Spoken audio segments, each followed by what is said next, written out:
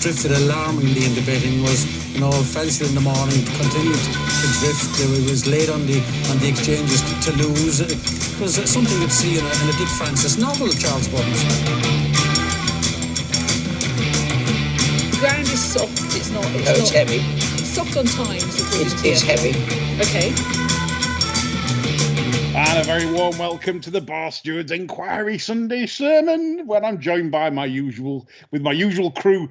John Lane, good evening, John. Mad as a box of frogs. And also, Mad John. Yes. We'll come to that in a bit. We'll not spoil that. We'll come to that in a bit. No. And as usual, Chris. Good evening, Chris. Good evening. Yeah, we're gonna go at it hammer and tongs today. Lots of questions. Some are good, some are rubbish. But that's what you get from our dreary lot. awful bunch.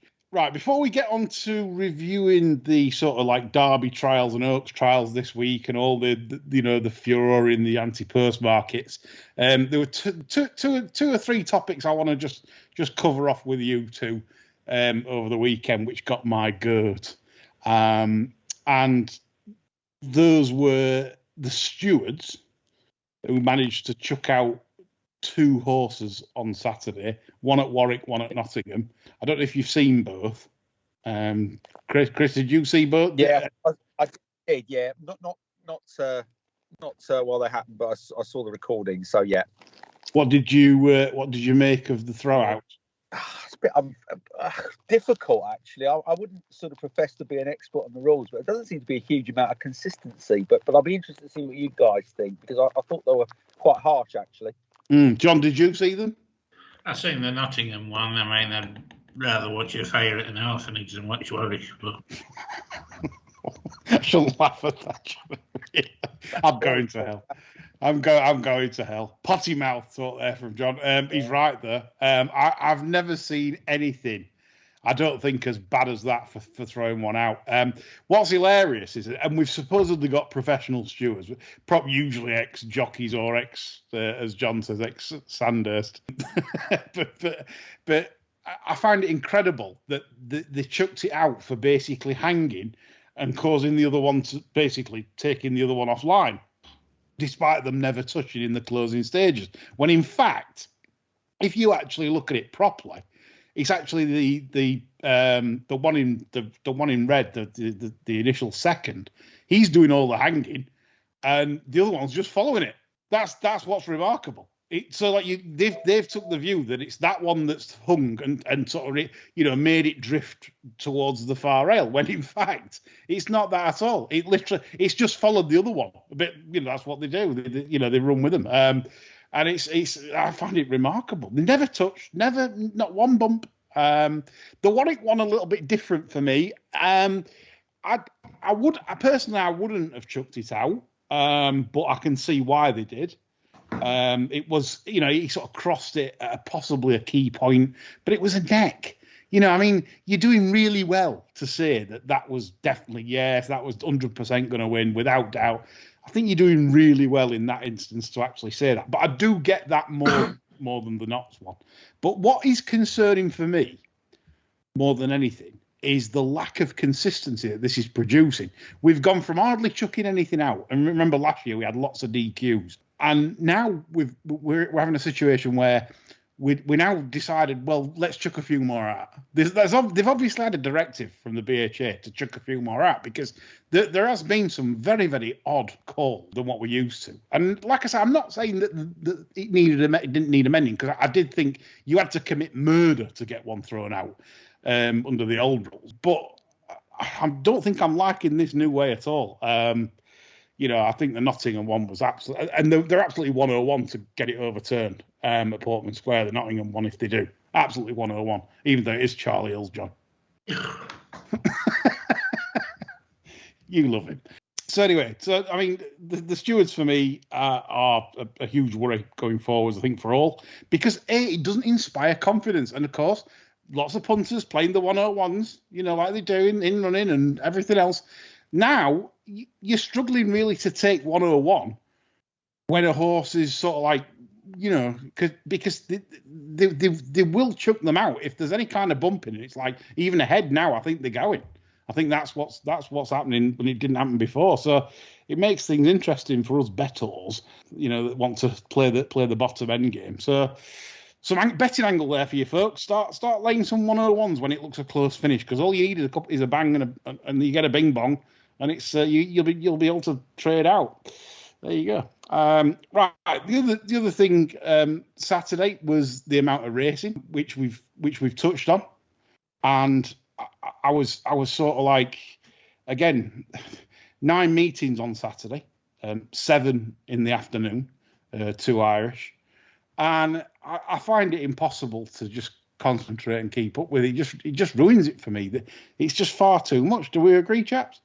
It was an absolute farce, wasn't it? I mean, Yeah. once Lingfield was let off, that was it. We were fucked for watching Nottingham, and it was just rotten. Yeah, well, that's it.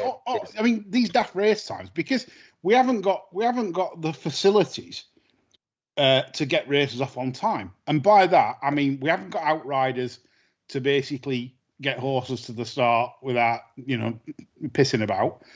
We haven't got the number of stalls handlers required to get them in quickly. So everything results in all you need is one horse playing up, which is probably about a 4 to 6 chance in most, you know, before the start of a race, and you ain't going off on time. So then what is the point of changing these times? Because it clearly is. They'd be better off if they all had a centralised studio with a walkie-talkie and working with Ireland and delaying everything, and basically, you know, so we can at least watch a race and we don't get as many clashes. But they'll not do that because they're not clever enough. so that's another gripe. I'm getting sick of Saturday racing, to be honest. It's the enjoyment factor's going from it. Not that there were any anyway. No. And other thing that obviously boils most people's piss is the ground, chaps. You know, the constant going reports we get at 6:45 a.m., which I don't mind. I don't mind a good early going report because it gives everyone a good guide to what it's likely to be come post time. If it's 23 degrees and dry, you know it's going to dry up quite a bit, and you can sort of work it out. I don't mind that, but I don't like it where why don't we get when you get conditions changing? Because how many times do we get where the going changes after race 1 with no rain, or you know, and so on and so on?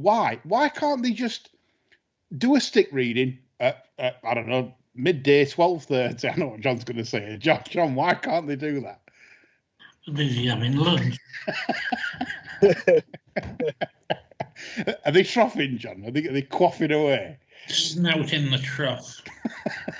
Yeah, that's gravy. He's not. I mean, the thing is, I don't know many sports that are run as bad as this. Well, you say you can equate this with Formula One, actually. You're baffled now, aren't you? Yeah.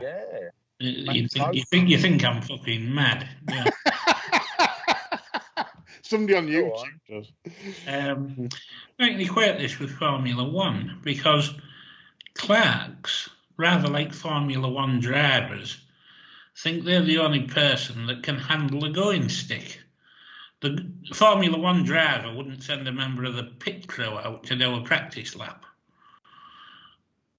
The clerk will not delegate to any of his ground staff the complex task of nipping round the track and whacking a fucking stick into the ground to get a reading, because it's way beyond anybody else's capabilities. You see where I'm going with this? Yeah. we think Max Mosley and prostitutes and being beaten. We want to find out where that link is now. So if you carry on, we might be able to make the link. Yeah, but I mean, John, at least you get a photo of if they grow a sausage dog, you'll get a photo of the dog, won't you? In the morning. I mean, what more do you want? Absolutely, yeah. Let the dog in. Yeah, some of them Clark's dogs, I'd send them into Uncle Rural Gourmet on YouTube. let him get cracking. If you've not come across that, and there'll be a lot that haven't come across it. Yes. But I do recommend. Me and John both recommend this, and we might approach him to see if he'll sponsor the show. Uncle Rural Gourmet. You'll love it. Absolutely love it. What's it about? Is it a Chinese guy, John? You say Chinese? Fella in northern China. Somewhere in northern China. Yeah, go on, John will He explain. lives out in the sticks. Right. And he's got this wok that you can fit a buffalo in. Right, yeah. Basically, anything that breathes that's on his land, it's going in the fucking wok. In one way, shape, or form, you know. I mean, he did what was it, a bison hide or something, and boiled that for 3 days, and then deep fried it with chilies and what have you, and he's unbelievable. He did this turtle, and he's got the live turtle on the table, and he's braying it on the head with the flat end of a meat cleaver. What a horrible bastard. Mind you, that if Thatcher's Britain comes back, that'll be a fucking educational film for modern families, I think. You know? Me and John particularly like the ostrich one. That's worth it. 6 million views. 6 million views that's got. There's him and his mates, and they're chasing an ostrich around a paddock. What shit you watch, eh? Listen. Until you've watched Uncle Rural, us professional punters need some. Need some downtime now and again. Not praise like normal people. Yeah, it's not Pornhub or RedTube. It's Uncle Rural Gourmet. Oh. You've not lived if you've not seen that. I'm happy not to have lived, I think. But yeah. Good tip for our listeners. This. Anyway, continuing, because this is a racing podcast, is it not? Kentucky Derby Saturday night. The War of the Juices. Took place, and remarkably the 80-1 shot won, Rich Strike, and it's the second biggest shock in history, but when you actually look at the form of it, if Betfair would have been allowed to do markets on the Kentucky Derby, I guarantee you with absolutely triple A star credit rating, that this goes off 1,000 on the machine and more if you could. I think this is a 10,000-1 shot to win a Kentucky Derby. It was claimed for $30,000 last back end. It got smashed in a grade 3 last time. It just honestly, it's the most astonishing thing I've seen. The fact it went off 80s, I've no idea. I mean, like Pegasus in the last two films. I've not seen a horse finish like that in a Kentucky Derby ever. From that position, and if that ain't juice, if that is not some form of like special nuts and hay, I don't know what it is. I don't know if you watched it. Did any of you two watch it? Yeah, I watched it. No. I don't know what the hell to make of it. Yeah, honestly, Johnny, if you looked at the form, if I can equate it, it'd be like a Kempton Maiden winner that'd get beat, I don't know, 15 lengths in a Lingfield Derby trial. Yeah. Every chance, totally ridden fully out, that then pisses up in Derby. It literally is that. I watched the race and I put it straight off and went on YouTube for Uncle Rural Gourmet. I bet. But anyway, plenty of nuts today there if you haven't watched it. And watch the aftermath as well. That's quite funny. In fact, the aftermath was better than the race, where the horse had got enough left in it. You're not knackered after running 1.25 miles at lung-busting fractions. No, you've got plenty left. It's trying to take lumps out of the outrider's horse afterwards. It's by the outrider's sort of yanking it. I don't think he liked it, so he starts biting off. It was some viewing. He wouldn't stop either. He just wanted to take lumps out of this outrider's horse, and he weren't happy with the outrider. And a lot of people took to Twitter in disgust, saying that the outrider was disgraceful. Yeah. I just Jesus, these people, I don't know. They need to watch Uncle Rural Gourmet and watch him. Yeah, check out a bit. And then see what's cruel. Yeah, exactly. Anyway, that's enough of our nonsense, covering off some of the weekend's frivolities. We need to go through a lot of the trial action from last week, where we had the old rude eye, and I was fed up after day one. What a shit pick that is. Yeah. I'm sorry. Every year, for some reason, I get excited for Chester, and then I watch it and I go, oh, this is why you don't bet there. Horrible, isn't it? Yeah.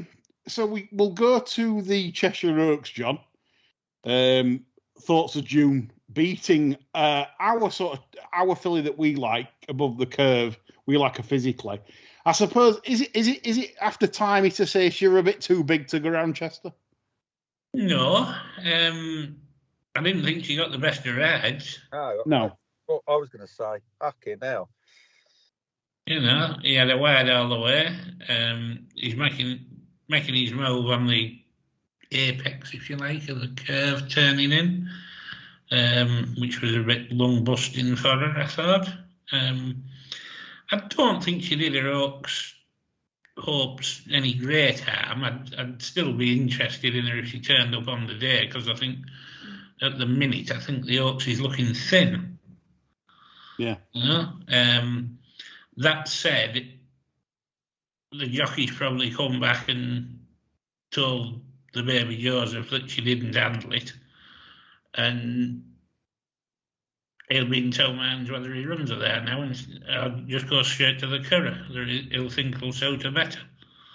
Yeah, I've got a feeling he's going to think curragh.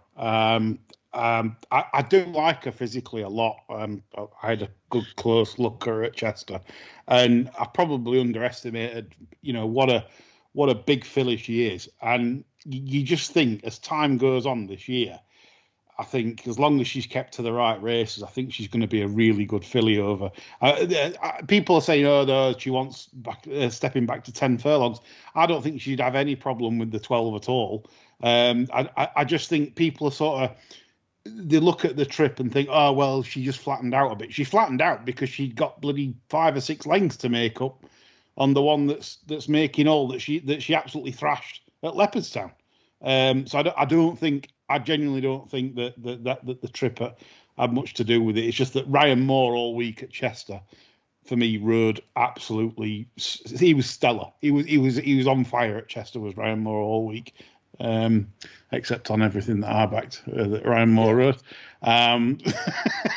So yeah. So then we called at Chester Vars, and there were some long faces after this. All the big anti-post punters on New London were absolutely horrified with the display.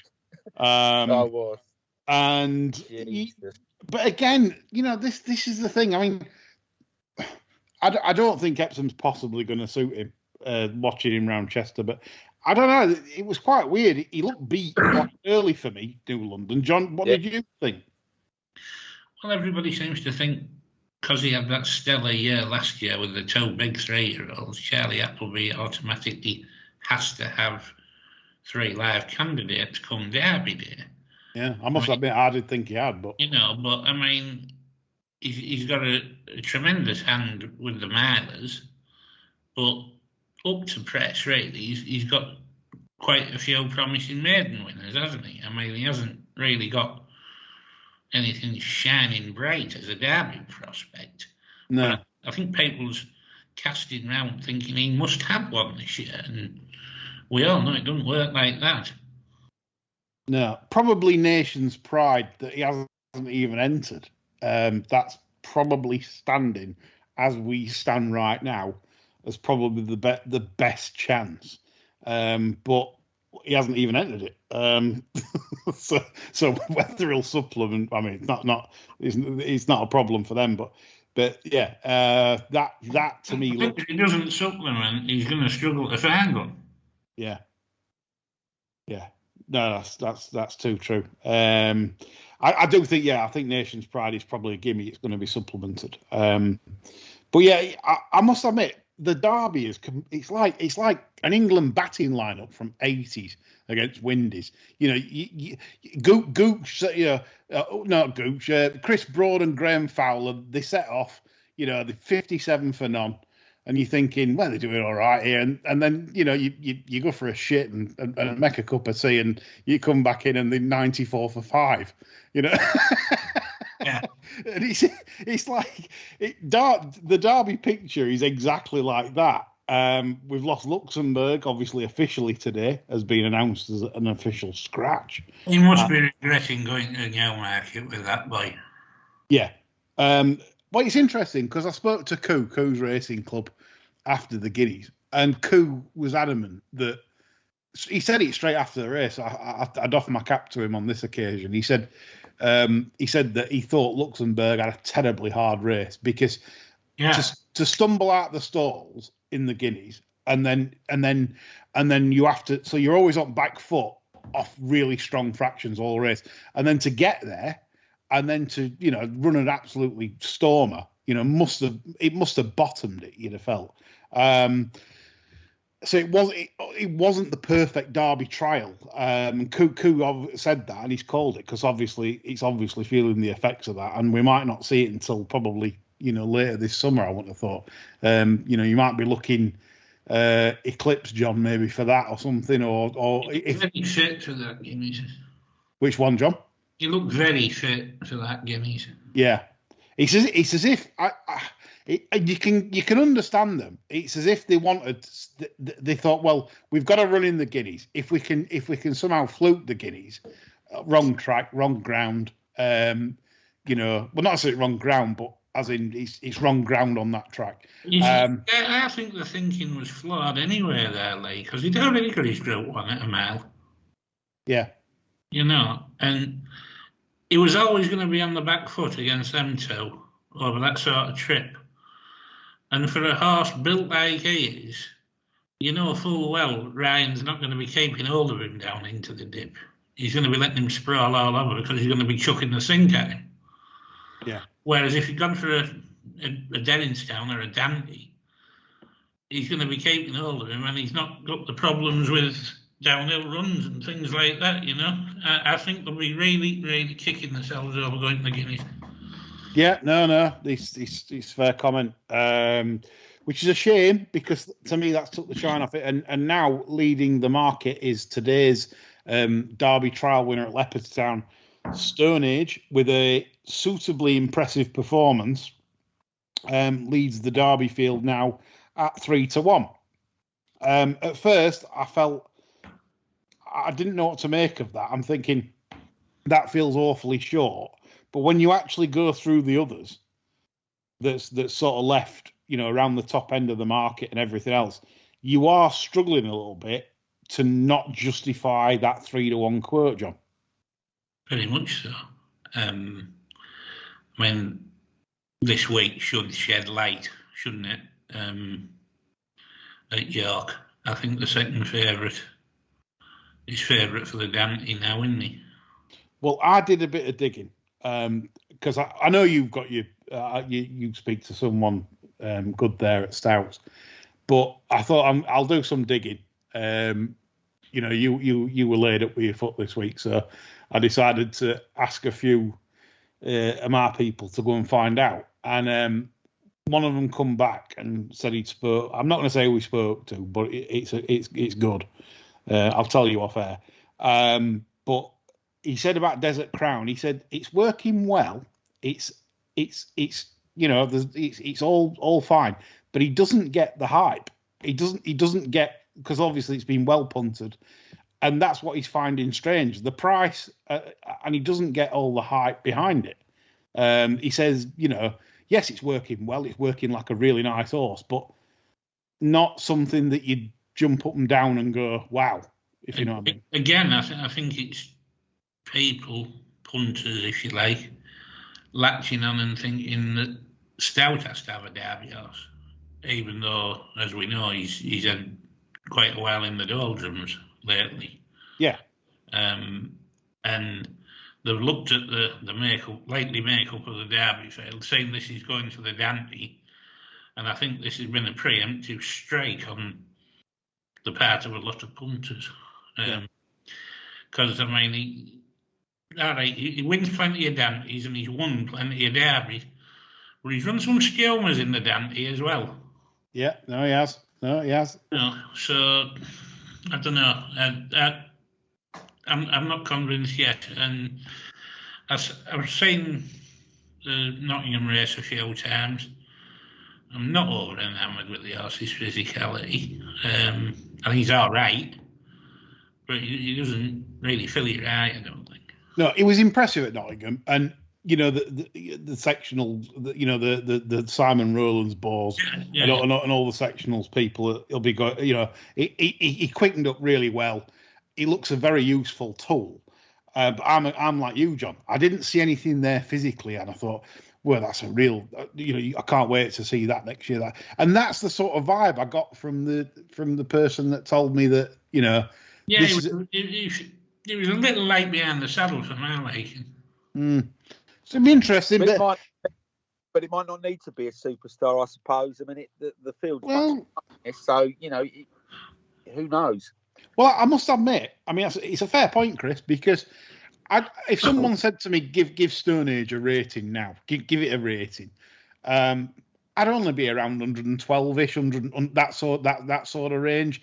I don't think we're dealing with. I mean, put it this way: if Luxembourg's in the race, and Aidan O'Brien's giving absolutely really upbeat messages about it after the Guineas, would it have mattered too much what Stone Age had done today?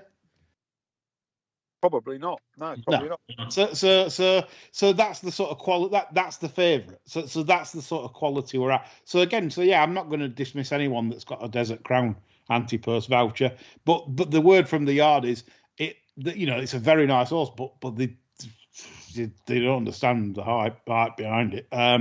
That is from a decent judge, let's say. So yeah, we'll see where we're at. Obviously this week, and we're doing a show, folks, on the Tuesday night. Me, John, Quentin Franks are doing a Derby, a Dante preview meeting. So it's a good show. We did it last year, and we want you to basically enjoy the best of our fruits that we're going to give you midweek. So look forward to that on Tuesday evening. Right, so. Have we got any Derby choices? Have we got anything that sort of stands out to Chris? Same for you. Any sort of thing that stands out at the prices, or are we just all a bit of a? Yeah. At the minute, if I was interested in playing, and I'm not, I would be looking at the 50+ folks. What might turn up, might stay the trip. And they've shown a bit of promise where they maybe only had a couple of runs, and you think they're open to a hell of a lot of improvement. There's one that missed the Derby trial on Saturday that might still be in a position to say hello come Derby Day. Which was that? Lionel. Oh yeah, Lionel baby. If he went to Goodwood, I could see him winning at Goodwood and maybe putting himself in the picture. He only had a slight temperature on Saturday, so you couldn't roll out a Goodwood run if that was the route they were taking. I would imagine he's more likely to go for the Teddy 7 at Ascot. Yeah. And then onto the Ledger, of course. And the other one I'd be quite keen to see supplemented would be that Jesse winner today, because I was enormously impressed with that one. What, the grey that won the Leopardstown Maiden? Yeah, I thought that looked a terrific horse. Yeah, because they've been touting that Waterville of O'Brien's. It went off 8-11 on debut, got beat at the Curragh, gone off at like 4-5 today, got beat again. He's coming out to win his race though, and this thing swept past him like he stood still. Yeah, I think it took a lot out of him to get there, Waterville. But I do concede that powering clear in the last sort of furlong was quite impressive. Physically, it's a tremendous specimen. It is. Juicy Jesse. Will they end up supplementing for the Derby? Who knows? You don't know with this lot. Especially if they see that Stone Age is favourite. And like I said, I think if you run to, as it stands, anything that can run to 115 will win the Derby. That's how I see it. I don't think we've got a superstar in the race. I don't think so. Like John says, it's probably prudent advice. Really, look through the long shots. Coming on to which, Prideaux Boy's been on, John. He said one for Mad John. This Mad John. He says Mad John. Aidan in the Derby. What do you think to Aidan? Well, I'll tell you what I think to the gentleman who named himself after a journeyman hurdler trained by Graham Roach, and yet I'm the fucking one that's crackers. I put this thing up after 2 defeats on the all-weather, when nobody knows what the hell it is, where it is, or anything else. It goes and wins the field, and then runs a blinder in the Guineas. And they're still asking me what I think. I mean, what do I do? Tell him to send his details in. I'll book a taxi for him. I'll pay for it. He can take him to the fucking betting shop if he wants a bet. And I'll meet him there. I'll hold his hand while he's putting the fucking bet on. How's that? Will you cook him an Uncle Rural Gourmet as well? But I fuck. So, Prideaux Boy, that's your answer. Brilliant. We love this show. So Aidan, obviously showing it around the 16-1 mark. I personally have got my doubts if he gets a mile and a half. I don't run him. No, I don't. I think it's a mistake to run him. To be honest, there, I don't think that's his barrow. But there's only one Derby. Right, go on then. We'll do a big switch now. We'll do a Andy L, King of Betfair, the big switch. And we'll go to the Epsom Oaks, where reportedly Emily Upjohn is coming to the Musidora to York this week to bolster her claims after an impressive Sandown win. Personally, and that's my view on Emily Upjohn, is that while she was impressive, and she's quite a big filly, the time wasn't very good. The later handicap was run in a quicker time. So that would worry me in terms. I always like to, if you're going to bed with one that's ahead of the market, you want all the boxes to take time, form, everything, physicality. Will they handle the track? Will they do the? And to me, Emily Upjohn's got a lot to prove. Thoughts, John, on the Oaks market? Well, I thought she beat a load of shitheads at Sandown. That's it. It's not. I don't think. I think already it's not working out very well. I think that some of that stars come out and got absolutely dicked, haven't it? Yeah. You know. She had prime position throughout the race, but she's quickened away there from fillies that are wanting a mile and 6 already. Half of them. Yeah. She'll be short in the Musidora. I'm not convinced she's going to stay at 12 anyway. She's out of Barathea mare. I'm not entirely enamoured with pedigree for Epsom. I've actually backed one that's going to take her on at York, and that's the Algarve, Grade No Brains. Right, the American Pharaoh filly. Yeah. I think when you look at her form, it's quite interesting, really. Campaigned over a mile last year, and she reminded me of that one they had, what they call it, Peeping Farm or something, where improved with racing. Now, this one's out of Imagine, for God's sake, that won an Oaks, right? And you'd expect her to come into her own over middle distances. Imagine's thrown 7 horses with triple figures racing post ratings. There's every reason to expect this will improve with racing. The fact that O'Brien's possibly sending her for the Musidora, I think is very significant. I think he's only got the 1 entry as well. I like her very much going up in trip. And I thought 40 odd on Betfair was a bit big, so I've had a little snip at that. Yeah, what a mare Imagine's been for Culmore, because just because they do it on the track, they don't always do it in the breeding sheds. And she's produced Horatio Nelson, Red Rock Canyon, Viscount Nelson, Van Gogh, Point Piper, Kitty Marcham, and yeah, absolutely, John. That I think that's and the way that the O'Brien horses have been. For these trials. I mean, American Pharaoh as well, so she got that hard-running American pedigree as well, you know. I mean, she'd be as sound as a brass bell, this thing, you know. I mean, she'd come down tapping the mill, whether it was soft as shit or concrete. Yeah. A lot of confidence in this, really, actually. Well, I can't see that 7-1 lasting for the Musidora long after this show. I'd certainly think you've highlighted a good case in point there. And as we know from the O'Brien runners of the past, Winter, other good fillies they've had, it doesn't matter if they get beat at 2 and run shit at 2, really. It's all about getting some running in. Yeah. And so it doesn't put me off that it hasn't got blogger phone lines of 111. That's what I mean. She's won a maiden. I would be taking 7 to 5 if she had. You know, I mean, that's the beauty of this. The graph is going in the right direction, shall we say. And very interesting. You can only expect the graph to keep going up when it goes up in trip. Yeah. You know, I mean, she could get beaten the Musidora and finish a race off well and go and piss up in the Oaks anyway. Yeah.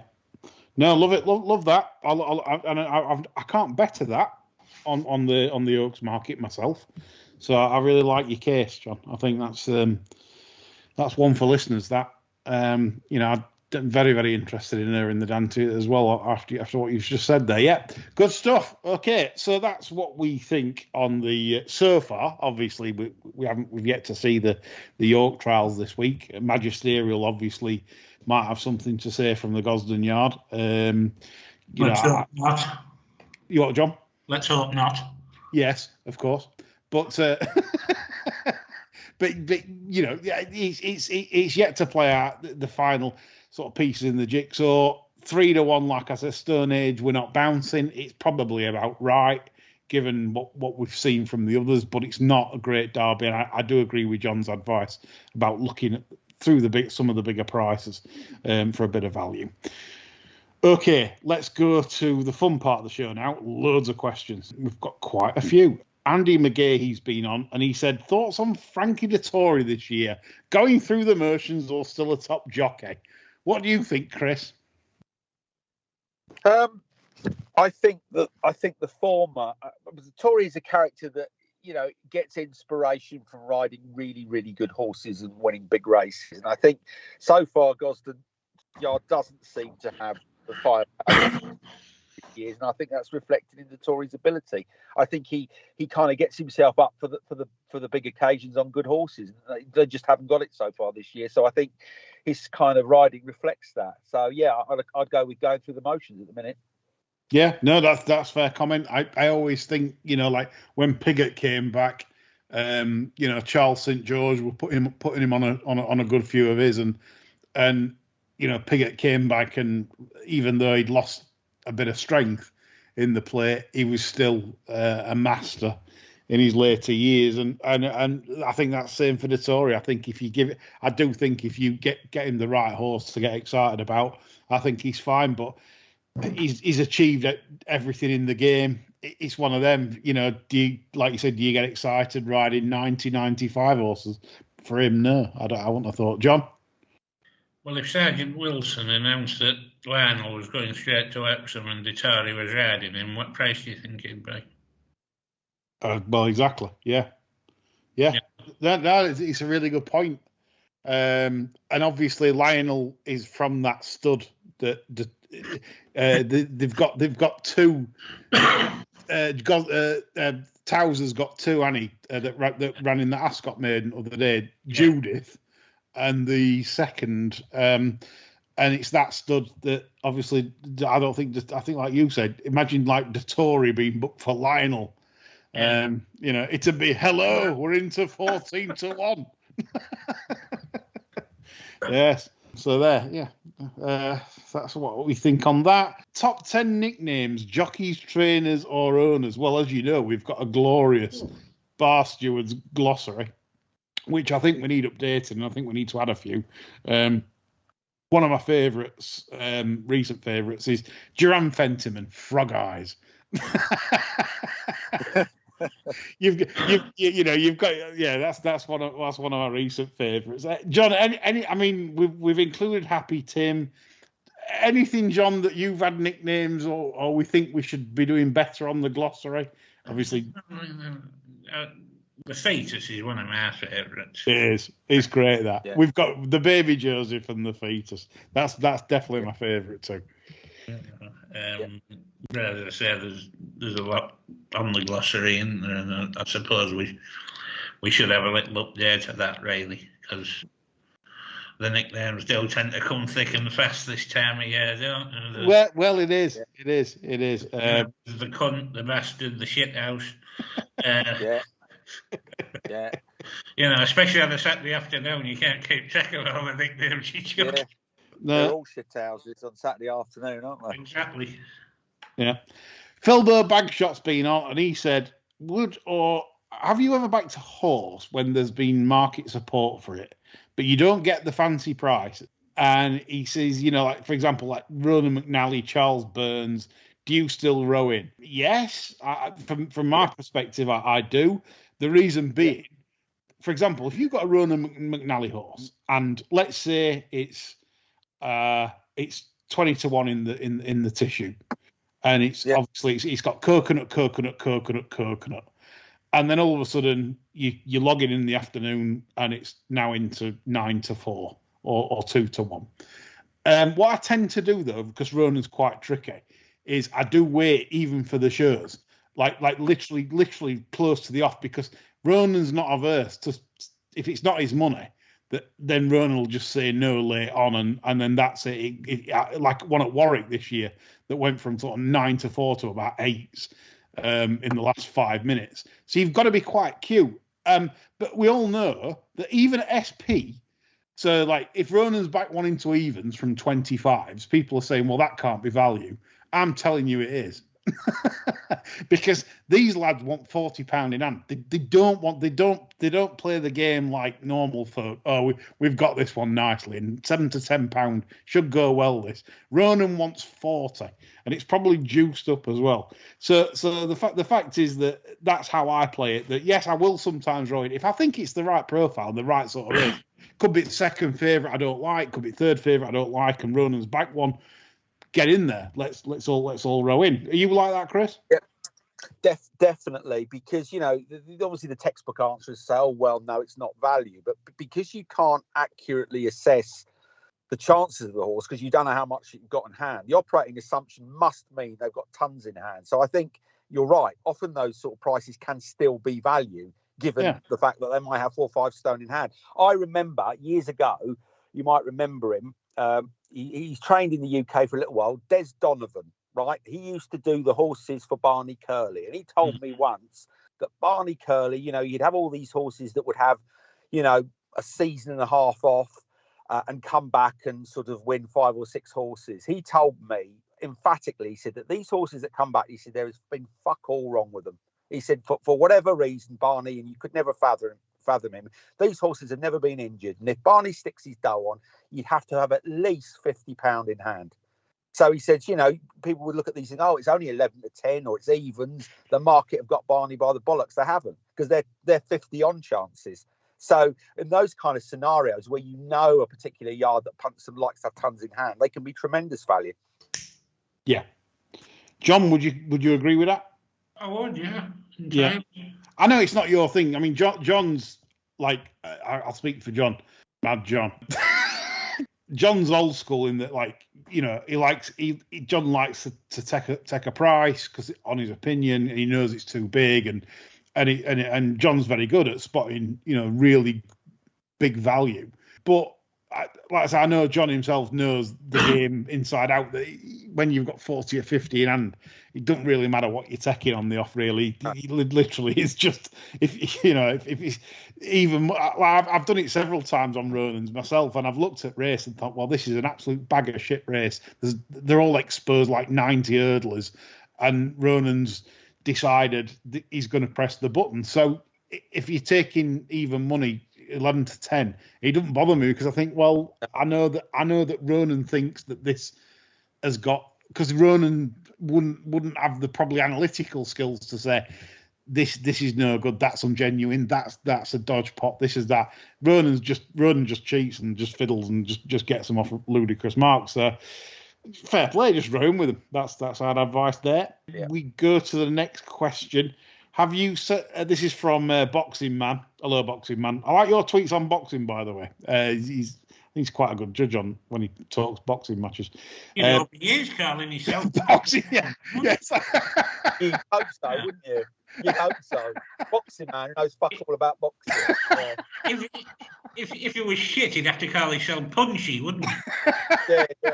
Kenny or something. Yeah, glass claw. Terrible from me. Yeah, so he said basically, would the Barsters be interested in getting a syndicate going, which the followers and subscribers could get involved in? It would be a good laugh. No, Boxing Man, I've done this before, and Chris has owned horses with me before and stuff, and I can honestly tell you now, the experience now of owning a racehorse is not what it was. The expenses are absolutely ludicrous. In fact, I could just give you a recent example of the BHA. That I'd forgot to cancel a registration I'd got with. I can't remember it. I don't even read them what they say. I just look at the amounts, and I'd forgot to cancel it. And so anyway, it was overdue. 40 quid was owed to the BHA. So I forgot about it, like you do. It was 40 quid at the end of the day. So this week came a letter from the BHA, a bit more stern, right? They've charged me a 50 quid letter fee, so it's now 90 quid. That's the sort of organisation you're dealing with. Their charges for like colours, registration fees, you wouldn't believe it. It's absolutely horrendous. And they don't do anything to encourage people into the sport. They just want to charge it, stealth charges. It's like paying a tax. If you own a horse, the BHA literally are the treasury. They just want to tax you left, right, and centre. So why would I subject my listeners, our listeners, to like financial ruin? Yeah, you're right, and the point where they have that every Friday, normally the financial ruin, you're pouring salt onto the wound there, wouldn't you? Really, but by getting involved in racehorse ownership. But I think if people want a sort of day out the races and go to the races, you don't need to have a share in one to have that experience. You want to go to a stable visit, there are millions of stable visits and open days. You can go there and wander around and get exactly the same level of participation as you can for paying, a few £100 a month to have a leg in one. I think that game's moved on over the last few years, and I agree. It's not compelling at all. It's far too expensive. John, thoughts? I think anybody that wants to be part of a syndicate, I think the best thing that they could do is get 3 or 4 mates together, and they all pick a horse at the start of the year, rather like we did with our Drive to Follow. Yeah. And then, to all intents and purposes, you own them 4 horses for the year. And over a beer on a Friday night, you can discuss them and how they're doing and where you'd go next with them. And if they turn up where you'd want them to go, you could have a good punt on them because the trainer's following the programme that you subconsciously advised to them. Yes. But you don't have the expense. You have the interest of following these 4 horses that you have picked without any financial constraints on what you can actually purchase. So you've got the pick of several thousand horses in training all year. You can pick whatever the hell you want. You haven't got the expense, but if they're running, There you go. Decide whether you want to back them or not. It's no different to if you're part of a syndicate, because you have no control over where the fucking things run anyway. No, exactly. You're part of a syndicate. Exactly right. You just have the trainer taking the piss out of you. Yeah, no, I like that. I do. I genuinely think. I mean, I watched a video this afternoon from old John McCreerick days when he was working at ATR, the old King for a Day threads. Yeah. We watched one of Sir Mark Prescott on the Going the other week, John, after recommendation from Stuart Williams, friend of the show, and he got me onto this King for a Day, and I watched John Frankham today, and it's remarkable what John Frankham said 8 years ago. Unbeknown to us, John Frankham was saying about the levy and how it needs to change, and the Jockey Club should buy betting shops and run their own betting service and see what it's like. And if it makes plenty of money, then the bookmakers aren't paying enough. If they struggle to make money, then they're absolutely living a dream, getting the amount of money they are off the books. And some of the stuff he said was absolutely wonderful. And he mentioned also about how to get people involved in racing. And he said, what about, ponies turning up at the race course? You dress the kids up in the jockey silks. You get, you sit them on them, these little ponies, and you involve the public in the horses. And it's not just about like you remember that old show we did, John, and you really touched like a heartstring when you said when you were going racing as a youngster and your dad used to take you. Oh yeah. And it weren't about bouncy castles and face painting. Absolutely. And it was about, hey son, I'm gonna show you now how to a confirmation or horse and what you should look for. And I think things like that to involve kids, like you say, you dress up in a jockey silk, you still get your photo for Instagram, and you sat on a pony, but they actually teach them about horses confirmation and involve them in the animals of the sport. And I think that's where, and Frankham said this was 8 years ago, and what are we doing now? Nothing. It's face painting and bouncy castles. And I think quite enjoy that. To be fair, if I were on a bouncy castle, everyone else would be going 3 foot in the air. You are the bouncy castle. If I jumped up and down on that, you'd know about it. We'll be wearing golf shoes, Lee, if we were the bouncy castle. Fucking studs. Yeah, too right. But yeah, so back to the racing thing that. So Boxing Man, no, because I just don't think there's any value in it for you. There's lots of disappointment with horse ownership. You see, there's lots of horses I've owned in the last few years no one knows about because they're all retired injured. I've had a filly that made it to the track once last summer, finished 4th. She's been retired. You see again there, Lee, you go back to my suggestion. And if one of yours gets injured out the 4 you've picked, you just swap it for another. Exactly. No vet trade, nothing. Yeah, I know. There's this. Sorry, any of the monthly costs, if by that method, you could use it to have a bet, couldn't you? Exactly. I mean, there's this misconception that trainers and jockeys know what they're talking about when backing horses. They're the worst judges I've ever come across. I never listen to trainers and jockeys as a rule. I take their advice on board, but certainly what the trainers get them fit, the jockeys ride them, but apart from that, the judgment is absolutely appalling. And seriously, I'm talking from I've had years of winners. I've had 25 winners as an owner outright. I can tell you now that most trainers and jockeys' opinions are absolutely useless. You just got to go like John says, pick your form, make your own calls and judgment. Right, would you run this at Epsom? No, because I don't think it'll go at Epsom. It's too heavy topped. I don't like it. I think this will be better on with a bit of cut on a flat track. Do that, and then that's you. Like John says, that's the way you own a horse. It belongs to you. And you're right. And I echo that about, look, even when they think they've got everything in hand, something comes and scuppers them. A deceased, a few years ago, national hunt trainer of my acquaintance, so I knew very, very well, rang me up one day about, crikey, 10, 15 years ago and said, have you got any money? I said, well, no. He said, well, go and get some. He said, for various reasons, there's a bent heat at Ludlow tomorrow. He said, and this is what's going to happen. He played it all out like a Hollywood script. Second favourite's going to win. Favourite's not off. 3 and 4 aren't even trying. He said, have as much as you want on this. So it was back from sort of 9 to 4 to something like 3 on. And lo and behold, cruising after a circuit and then broke down halfway round. And the other 3 runners didn't know what to do because they were sitting there looking over their shoulders because the horses meant to win the race, had a leg hanging off. So there you go. So all the best laid plans of mice and men, Summit always fucks you in the end. Yep, too right. We're running short of time. So quickly, Jeff Banks has been on.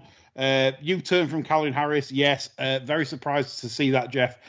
She's obviously, I think she had a card marked in terms of, she's now come out this, in the last interview in that racing debate and said that now she doesn't advocate horse racing for restrictions and stuff like that. I think she had a card marked from people within the industry to say, you're on the wrong path with this. And I've got a feeling that might tilt the balance of power going forward in the checks. Who knows?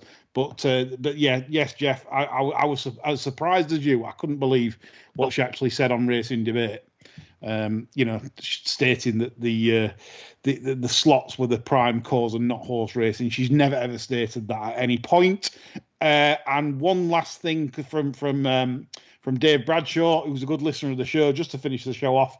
Who would you? I'll ask John and Chris this because you probably watch ITV more than I do. Yeah. Who would you keep and bin off on the ITV panel? Richards, really. I keep Richard Hoyles, right? Even though he's sort of human wallpaper, I think when you've got a commentator, you don't want sort of a flamboyant character. And I think he's competent. I know people say he's boring, but he generally calls what he sees. So I'd keep him. But the rest, I'd give them all the tin tack. I'll tell you what, do you remember a character, Dennis Pennis, from a few years back? Do you remember it? Yeah. I'd have him doing the interviews. They'll be brilliant. YouTube him for anyone who hasn't seen him. Dennis Pennis, we'll have him back on. Yeah, I mean, for me, Dave, I'm the old school Channel 4 brigade. I enjoyed Frankham. I enjoyed the banter, Frankham, McCrearick. I'm old school like that because they were very knowledgeable about the industry and they spoke about the industry on every show. And that's what was important to me. I accept the game's changed and we have to move on with the times. But John, thoughts? Well, if ITV just cease and desist every show, treating it as it's the first time anybody's ever seen any horse racing, really, that really gets me good. I think Jen Mangan's good. I think Roby's a terrific race analyst. Chapman, I can't be doing with at all. He knows which asses to kiss and who he can kick as well. He's quite clever in that regard. I think I would replace Chapman with Patrick Kinghorn if anybody could find him to do the best. Yeah, I remember him. Yeah. I used to like him because I think it was at Cheltenham one year and somebody barged into him from behind and he finished his report and then he turned round and went after this bloke. I think he was going to have a scrap with him. I thought that was tremendous, Telly. Yeah. I remember it. The early ATR days. Yeah, I remember that. Yeah. What's happened to Smudger Smith these days? Oh, the trigger finger judge. Yeah, and Dave Comper. God, yeah. I used to love Comper. I used to think he was quality, but anyway, he must be on the trolleys now in Tesco car park. Yeah. Poker player was Comper though. I don't know how that's gone for him. Oh, well, he's maybe in the big bucks in Vegas then. Well, that's it. Cracking show this, chaps. And just to finish off, obviously we're back on Tuesday for the Dante preview. Me, John, and Quentin Franks. Back on Friday, hopefully, I think with Nick Davis, Andy Richmond, me and John for the Lockinge preview, and also the SCV and gambling paper review. Me, Neil Channing, and Matthew Rushton, the Bet Compliance Officer for Bet Connect. That show's going out tomorrow on Monday, so lots to look forward to in pods this week. Keep you interested in your downtime. I'd like to dedicate this show to one certain Dennis Waterman, Terry McCann. Rest in peace. We will forever remember you as Arthur Daly's minder. And what it was fantastic watching that show in my childhood, and a very sad day that Dennis Waterman has passed away. That's all from us. Bye for now.